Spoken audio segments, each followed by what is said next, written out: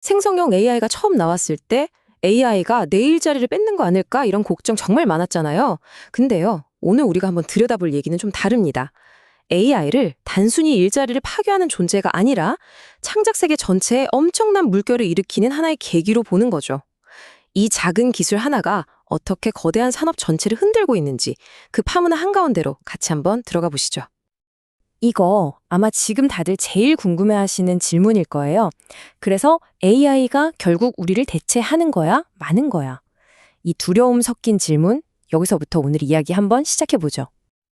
근데요, 현실은 대체된다, 안 된다, 이렇게 딱 잘라 말하기가 좀 복잡해요. 이건 대체라기보다는 파급 효과라는 말이 더 정확합니다.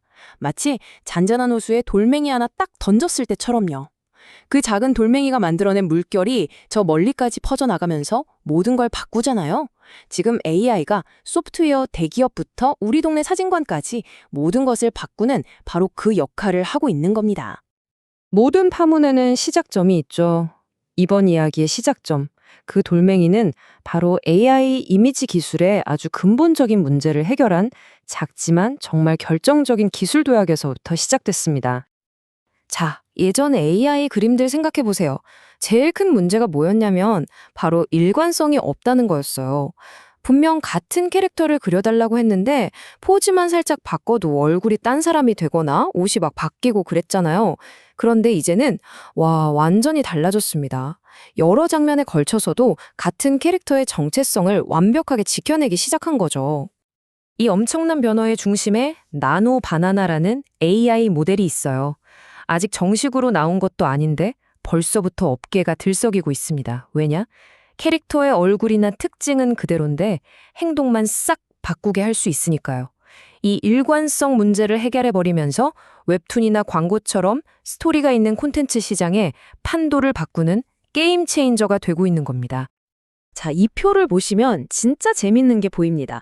AI 그림 시장의 경쟁률이 완전히 바뀌고 있다는 신호거든요. 예전에는 미드저니처럼 와, 이 그림 진짜 멋있다 하는 예술적인 이미지 한 장을 만드는 게 중요했다면 이제는 아니에요. 얼마나 똑같은 캐릭터로 여러 장을 빠르고 효율적으로 만드느냐, 즉 생산성이 새로운 경쟁의 축이 된 거죠. 자, 이 일관성이라는 새로운 물결이 가장 먼저 덮친 곳은 어디였을까요? 바로 업계의 절대 강자, 포토샵을 만든 어도비였습니다. 과연 어도비는 이 거대한 파도에 휩쓸려 가라앉을까요?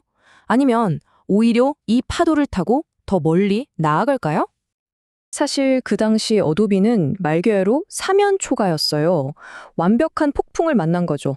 한쪽에서는 피그마나 캔바 같은 쉽고 편한 웹 기반 툴들이 우리랑 같이 일하면 편해 하면서 치고 올라오고 있었고, 다른 쪽에서는 미드저니 같은 AI가 이제 전문가 아니어도 돼? 하면서 포토샵의 고유 영역을 마구 침범하고 있었으니까요. 그런데 거인은 거인이더라고요. 어도비는 그냥 당하고만 있지 않았습니다. 첫째, 파이어플라이라는 자체 AI를 만들어서 포토샵에 아예 심어버렸어요. 둘째, 경쟁사인 피그마를 어마어마한 돈으로 사려고 했고요. 그리고 셋째, 이게 진짜 대단한데 아예 문을 활짝 열어서 구글이나 오픈 AI 같은 다른 회사 AI까지 포토샵 안에서 쓸 수 있게 만들었습니다. 정말 대담한 한 수죠. 네, 바로 이겁니다. 이게 핵심이에요. 어도비는 더 이상 포토샵이라는 좋은 도구를 파는 회사가 아니게 된 겁니다. AI, 협업 툴, 심지어 경쟁사 기술까지 다 끌어안는 거대한 창작 생태계, 하나의 플랫폼이 되려고 하는 거죠. 위기를 기회로 바꾸는 정말 영리한 전략입니다. 자, 이렇게 큰 회사들 얘기만 하면 점이 없죠. 이 거대한 AI의 물결은 돌고 돌아서 우리에게 아주 익숙한 곳, 바로 동네 사진관에까지 밀려오고 있습니다. 과연 이 마지막 파도는 어떤 모습일까요? 근데 여기서 정말 재미있는 현상이 나타나요. 하나의 역설이죠. 다들 스마트폰 때문에 동네 사진관 다 망할 거라고 했잖아요.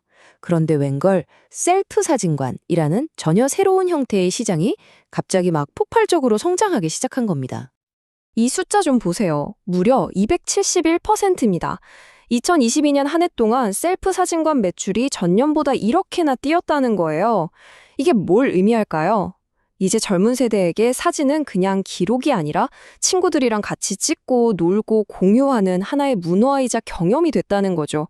그리고 이 변화가 기존의 전통 사진관들에게는 아주 중요한 질문을 던지고 있습니다. 그건 바로 전통 사진관들이 지금 양쪽에서 협공을 당하고 있다는 겁니다. 말 그대로 두 개의 전선에서 동시에 싸워야 하는 상황에 놓인 거죠.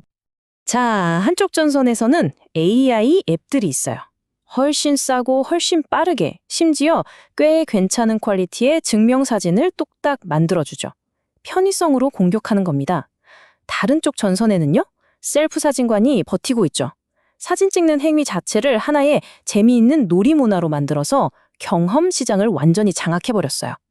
전통 사진관은 그 사이에 끼어버린 거죠. 자, 그럼 전통 사진관의 현재 상황을 한번 정리해볼까요? 물론 사진사분들의 전문 기술, 조명이나 포즈를 잡아주는 노하우 같은 건 강력한 강점이죠.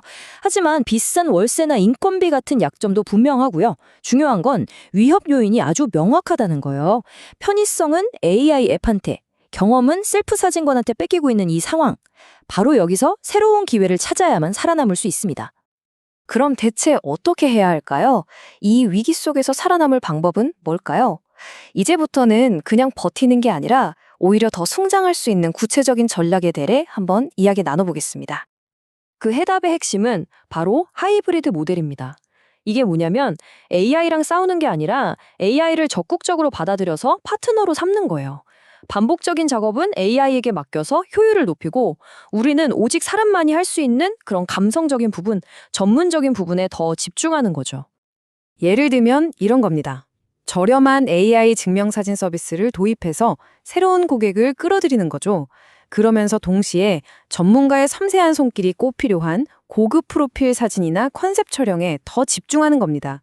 스튜디오 자체를 그냥 사진 찍는 곳이 아니라 특별한 경험을 할 수 있는 공간으로 만들고 AI나 기계가 절대 흉내낼 수 없는 따뜻한 고객 서비스로 승부하는 거죠. 오늘 이야기 쭉 따라와 보니 어떠세요? AI는 기존 산업을 무너뜨리는 파괴자가 아닙니다. 오히려 잠자고 있던 시장에 새로운 질문을 던지고 변화를 이끌어내는 촉매제에 더 가까운 거죠. 결국 이제 우리에게 남은 질문은 AI를 쓸까 말까가 아닙니다. 그건 더 이상 고민거리가 아니에요. 진짜 질문은 이겁니다. 이 강력한 AI라는 도구를 우리 인간만이 가진 고유한 감성과 창의력에 어떻게 녹여낼 것인가? 바로 이 질문에 대한 여러분의 답이 여러분의 미래를 만들 겁니다. 여러분은 이 새로운 도구로 무엇을 창조하시겠습니까?